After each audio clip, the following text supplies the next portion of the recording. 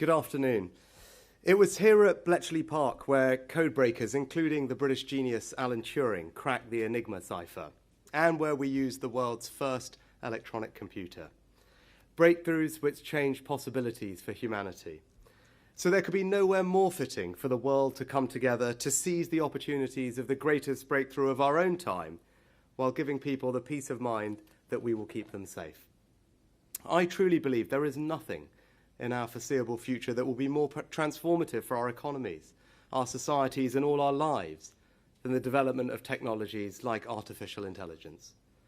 But as with every wave of new technology, it also brings new fears and dangers. So no matter how difficult it may be, it is the right and responsible long-term decision for leaders to address them. That is why I called this summit, and I want to pay tribute to everyone who has joined us and the spirit in which they have done so. For the first time ever, we have brought together CEOs of world-leading AI companies, with countries most advanced in using it, and representatives from across academia and civil society. And while this was only the beginning of the conversation, I believe the achievements of this summit will tip the balance in favor of humanity, because they show that we have both the political will and the capability to control this technology and secure its benefits for the long term. And we've achieved this in 4 specific ways. Until this week, the world did not even have a shared understanding of the risks. So our first step was to have open and inclusive conversation to seek that shared understanding. We analysed the latest available evidence on everything from social harms like bias and misinformation, to the risk of misuse by bad actors, through to the most extreme risks of even losing control of AI completely. And yesterday, we agreed and published the first ever international statement about the nature of all those risks. It was signed by every single nation represented at this summit, covering all continents across the globe, and including the United States and China. Some said we shouldn't even invite China. Others said that we could never get an agreement with them. Both were wrong. A serious strategy for AI safety has to begin with engaging all the world's leading AI powers, and all of them have signed the Bletchley Park communique. Second, we must ensure that our shared understanding keeps pace with the rapid deployment and development of AI. That's why last week I proposed a truly expert global panel to publish a State of AI Science report. Today at this summit, the whole international community has agreed.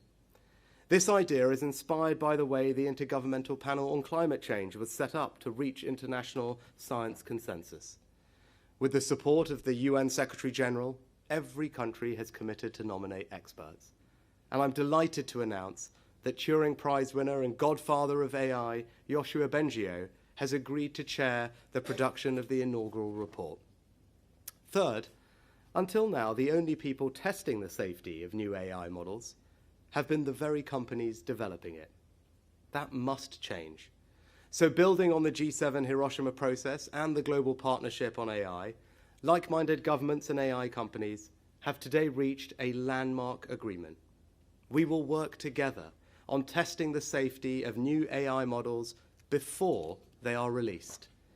This partnership is based around a series of principles which set out the responsibilities we share, and it's made possible by the decision I have taken, along with Vice President Kamala Harris, for the British and American governments to establish world-leading AI safety institutes with the public sector capability to test the most advanced frontier models. In that spirit, I very much welcome the agreement of the companies here today to deepen the privileged access that the UK has to their models. Drawing on the expertise of some of the most respected and knowledgeable AI experts in the world, our Safety Institute will work to build our evaluations process in time to assess the next generation of models before they are deployed next year. Finally, fulfilling the vision we have set to keep AI safe is not the work of any single summit. The UK is proud to have brought the world together and hosted the first summit, but it requires an ongoing international process to stay ahead of the curve on the science and to see through all the collaboration that we have begun today. So we have agreed that Bletchley Park should be the first of a series of international safety summits, with both Korea and France agreeing to host further summits next year. The late Stephen Hawking once said, "AI is likely to be the best or worst thing to happen to humanity. If we can sustain the collaboration that we have fostered over these last 2 days, I profoundly believe that we can make it the best. Because safely harnessing this technology could eclipse anything we have ever known. And if in time history proves that today we began to seize that prize, then we will have written a new chapter worthy of its place in the story of Bletchley Park, and more importantly, bequeathed an extraordinary legacy of hope and opportunity for our children and generations to come." Thank you. We'll just take some questions from the media. Could I start with Sky?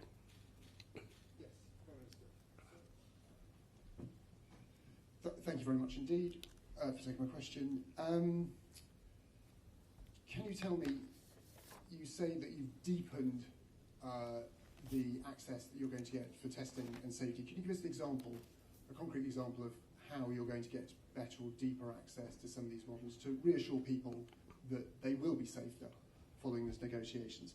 And then if I may, looking forward to your meeting with Elon Musk this evening, what is most interesting to you out of that meeting? His views on killer robots, or whether he might be prepared to build a Tesla battery factory here in the UK, for example? Great. So when it comes to AI safety testing, what I want people to be reassured by is that we in the United Kingdom are actually ahead of, I think, any other country in developing the capabilities and tools that we need to keep people safe. We've announced the creation of the AI Safety Institute. It's backed by a significant amount of funding. It builds on the work of the Foundation Model Task Force that we set up a while ago. And not only is it funded, it's also attracting the best and the brightest scientists and researchers from around the world to come and work there. Because in order to regulate this technology, in order to make sure that it is safe, we have to have the capability to understand what these models are capable of, to do that safety testing and evaluation. And I think the critical thing that we've agreed today, which, as I said, a truly landmark agreement, is that we will be able to do that in advance of these models being released. That is a new step that was necessary. People have called for it. When I was speaking to many of you last week, indeed it was raised then. I think it may well have been raised by you, Tom, but I'm pleased to say we've delivered on that. You were right to ask it, because in order to make sure that people can be kept safe, we need to be able to get in there in advance to do the testing. And that's what the Safety Institute will do. Now, there's a rate, we haven't got time to go into all the different things that it will do now, but in broad sense is, look, our job in government is to have the expertise to go and test things before our citizens are exposed to them to make sure that they're safe. That's what we will now be able to do, and we're developing the capability and the expertise to do that. There's a range of different methodologies that are used to deliver that, but fundamentally, people should be reassured. Not only do we have the tools and the capabilities being developed here at a rate faster than any other country, we now have the agreement we need to go and do the testing before the models are released to the public. And that is something that I think the summit will look back and say was a terrific achievement, a landmark achievement of this summit. Next, I go to the Telegraph. Thank you, Prime Minister. I was actually going to ask about Elon Musk as well, so I'll ask something similar. First of all, what are you planning to raise with him tonight? But also, is your chat not being live streamed because you're concerned about what he might say? I think Elon Musk is someone who has for a long time spoken about AI. He's an investor, an entrepreneur, has developed AI companies, and as one of the leading actors in AI, it's important that he was engaged in this summit, and I'm delighted that he was attending and participating yesterday. And actually, it was probably around a decade ago that he first started talking about some of the risks that AI could pose and the importance of governments and others doing what is necessary to mitigate against those. And I think actually, rather than focus on any one personality, I think the achievement of this summit, and I pay tribute to Michelle for all her hard work over the past few months to bring this all together, is for us to have assembled over 100 of the leading AI nations, leading companies developing the technology, and then experts from industry, academia, and civil society together in one place for the first time to have this conversation. I think that is truly an extraordinary achievement. It has not happened before anywhere.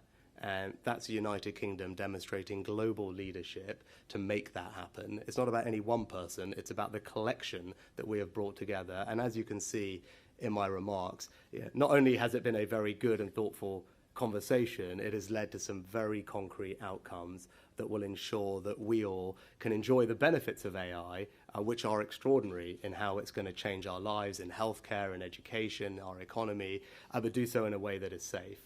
And this summit and the outcomes from it will ensure that that is the direction that we are now on, and that is because of the leadership that the United Kingdom has shown and played, and that has been recognised by everyone who was at this summit, has paid tribute to the UK for convening this and bringing people together in the way that we have done. And as I said, you can see the success in the fact that not just South Korea but France are now hosting the next two summits. So I think we should take that as another mark of success for us, that others are wanting to do the same thing and continue this conversation. Next, we go to the BBC.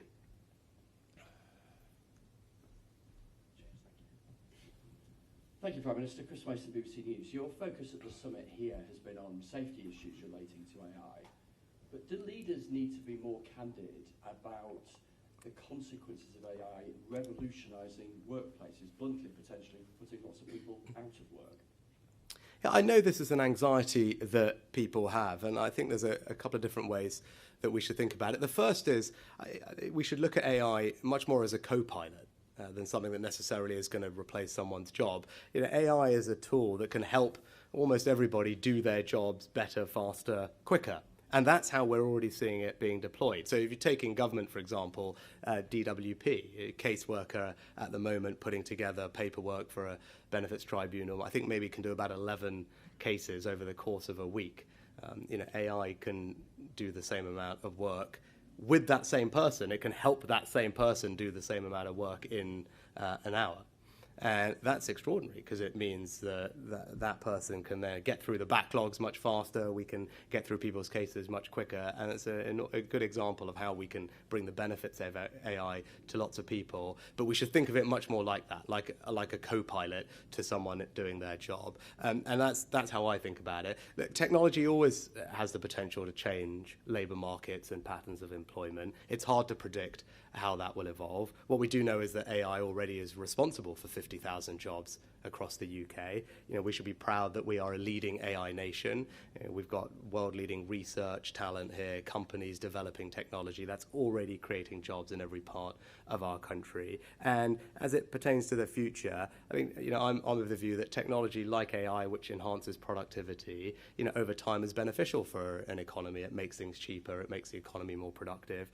But that does mean jobs can change. An MIT study that I mentioned recently showed that something like 60% of the jobs at the time that it did the study didn't exist 40 or 50 years before, to give you a sense of the change. So my job, government's job, is to make sure that we have a world-class education system.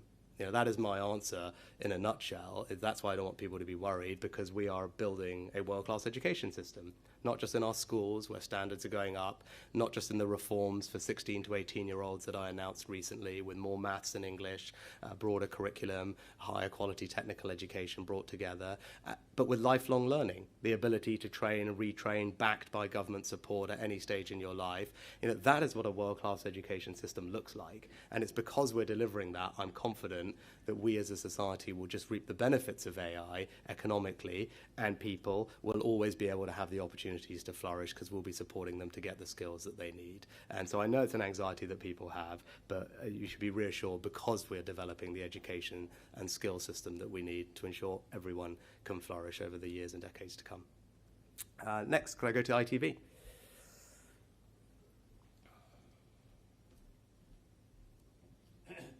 Prime Minister, Robert Peston, ITV. Prime Minister, correct me if I'm wrong, but I think you're talking about voluntary arrangements with big tech rather than a formal licensing regime. But isn't the lesson of the Wild West of social media that there'll be tremendous harm unless we legislate? Yeah, I think, Robert, I think the lesson is that we need to move quickly, and that's what we're doing, and that's why I started focusing on this some months ago. It's why we've convened this summit, which again is a comment that everyone has made, that now is the right time to be doing this. The technology is developing at such a pace that governments have to make sure that we can keep up. Now, before you start mandating things and legislating for things, I think, by the way, that takes time and we need to move faster, and we are. But secondly, you need to know exactly what you're legislating for. And that's why our Safety Institute is so important.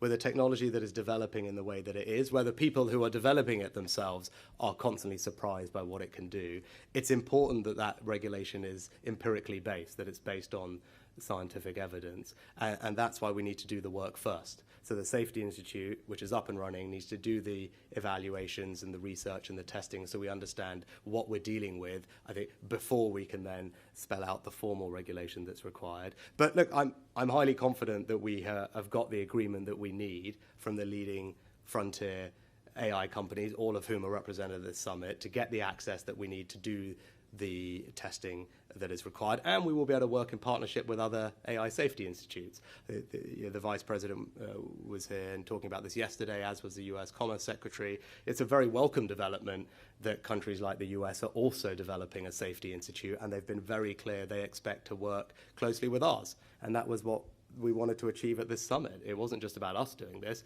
One of our objectives was for other countries to invest in safety research and to approach it in a collaborative way where all these institutes around the world are working together to share research, analysis, and information, because that way we will build up a much better picture of exactly what we need to manage against. And so far we've got the cooperation that we need. Of course, I think everyone would acknowledge, ultimately, binding requirements will likely be necessary, but it's important that we do those in the right way, and that needs to be based, as I said, on empirical evidence that we'll get from our testing in the first place. Next, Channel 4.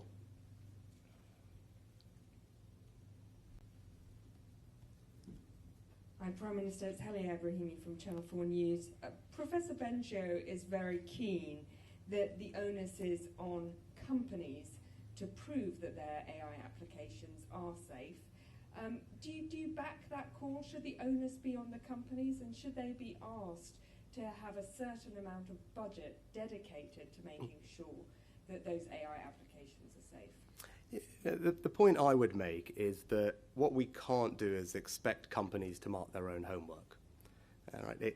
I don't think people would expect that in other walks of life. It's incumbent on governments to keep their citizens safe and protected, and that's the approach we take to everything else. That's the approach we'll take here. That's why we've invested significantly in our AI Safety Institute. It's our job to independently, externally evaluate, monitor, and test these models to make sure that they are safe. Now, do I think companies have a general moral and responsibility to ensure that the development of their technology is happening in a safe and secure way? Yes. Is that what they also believe? Yes, that's what I've all just sat in a room with them. They've all said exactly the same thing. But I think they would also agree that governments do have to play that role, and indeed they've all signed up to a set of declarations which accepts that there should be external validation, testing, monitoring of their models during training, before deployment, and afterwards. That's the agreement that we've reached today, which is why it's so important. But I don't think we can outsource that job. I do think fundamentally, governments or a network of governments working collaboratively do need to provide their citizens with the independent assurance that the models are safe. But also, fundamentally, it's only governments that can test for national security risks. Ultimately, that is the responsibility and knowledge of a sovereign government, and with the involvement of our intelligence agencies, as they have been with all our AI work thus far, that is the job of governments. No one else can do that on behalf of them. So that's why, I said we've taken a leading stance in developing the capabilities through the AI Safety Institute, and I'm excited that offer is going to be made available to the world. Again, that is British leadership. Those are our values. That's how we do things. Not only are we going to provide the research and evaluation, we've been very clear that we will share that work collaboratively with other governments around the world, because we view this as a shared challenge. AI doesn't respect borders, and we're only going to solve this problem if we work together. We hope our institute can be a leading part of how we do it, and we hope already am hearing from other countries how appreciative of that offer they are, and they're all keen to partner with us in the coming months. Next, could I go to the I? Thank you, Prime Minister. Hugo Jai from the I. You told us last week that we shouldn't be losing sleep over the existential risks of AI. Despite the breakthroughs at this summit, what you haven't agreed, is an international regulatory framework for the control of AI. When should we start losing sleep if that's not developed? Well, I think what people can see coming out of this summit, that there's been more practical, concerted action to improve AI safety than at any point previous to today. And that's being done on the most international basis that we've ever seen. The first ever bringing together, as I said, of leading AI nations, civil society, academic experts, and the developers of the technology themselves in the same place, agreeing to the same set of principles, and crucially to the independent external evaluation of models before they are deployed. That is a significant achievement which will enhance safety. And you know, in turn, when I said people don't need to lose sleep on it today, you know, that's because there is a genuine debate about these risks. Now, you know, some believe that they will manifest itself, and we're talking about the most extreme risks, where others have said that the risk from AI could be on a similar par to those like nuclear war or pandemics. Others disagree with that. People from the industry don't think that that is possible and won't happen. You know, my view is, even if there is a small possibility that that happens, the right and responsible thing for governments to do is to act. And that is exactly what we have done. And not only have we acted, we have led that conversation so that we can reassure people here at home that we're taking the steps that are necessary to mitigate against that risk, however remote or in the future it is. And I want to do that, and this is why we should make sure we focus properly as well. I want to be able to do that so that we can then actually spend a lot of our time, energy, focusing on all the incredible things that AI is going to do for us and is already doing for us. As I said, revolutionizing healthcare, drug discovery, diagnosis. In education, we announced an initiative just this week to provide thousands of teachers with access to AI for lesson planning and quizzes, which they've been piloting for a while already with spectacular results in terms of performance and reduction on their workload. You know, the prospect of every child having a personalized AI tutor, which we know will make an enormous difference to their learning outcomes, how it's going to shape every single business and improve productivity, as we've discussed. You know, those are all the incredible things that AI can do that actually the UK is very well placed to lead at as well because of our incredible entrepreneurs and our environment for that. But I want us to be able to do that in the knowledge that the AI that we are using is safe. And that's why these two things go together. And now that we can put in place what the guardrails that are necessary to keep us safe, we can really focus on in getting all the benefits of AI, because it really can be transformational. And then lastly, if I could turn to Channel 5. Thank you, Prime Minister. Andy Bell, 5 News. China was invited here, but they weren't invited to the session that you chaired today. You plainly don't trust them fully. Why would you trust them to stick to any rules on AI in the future? Yeah, thanks, Andy. I think it's a very glass kind of half-empty way to look at it, right? Lots of people said we shouldn't invite China at all. Then lots of people said, well, even if you invite them, they won't come. Then everyone said if they come, then they won't agree. Well, not only did we invite them, they did come, and they signed up to the same set of principles that we, the Americans, the Europeans, and dozens of other countries did. Now, that hasn't happened in a long time. And again, I think it speaks to our ability in the UK to convene people, to bring them together, and actually really make tangible progress on solving some of the world's big problems. Now, that wasn't an easy decision, right? It wasn't an easy decision for you to invite China, and indeed, lots of people criticize me for it, but I think it was the right long-term decision, because any serious conversation about AI safety has to engage the leading AI nations. Now, look, I can't predict the future and exactly how this is all going to plan out, but it would have been a mistake not to try, And we achieved the outcome that we wanted, which was for them to be here, to be engaged as they were with Michelle and others yesterday, and for them to have signed up to the Bletchley Park communique alongside, as I said, the EU, the US, and lots of others. That is a significant achievement of UK engagement, UK diplomacy, UK leadership, and it's very much in keeping with our foreign policy strategy, which is, when it comes to China, I've talked about this before, it's to protect, align, and engage. Protect ourselves against the risks that we see, and we're doing that. For example, our National Security and Investment Act allows us to block investment into sensitive sectors of our economy. We've used it, for example, in semiconductors. Align, making sure our approach is aligned with our allies, and again it is, and they have been very supportive of us having China here and believe it's the right thing to do, and it's similar to how they approach these questions, because you need to engage, and that's the last question. Because we're protecting ourselves on the things that matter, on the areas where you require global cooperation, climate change, pandemics, financial stability, AI, it's worth trying to engage with China because they are an indisputable leading AI nation, and it would be odd not to try. But I'm pleased that we managed to achieve that. So thank you. Thank you very much for your time. Also, just wanted to say my personal thanks to Michelle for all her work over the last couple of days. I meant what I said at the beginning.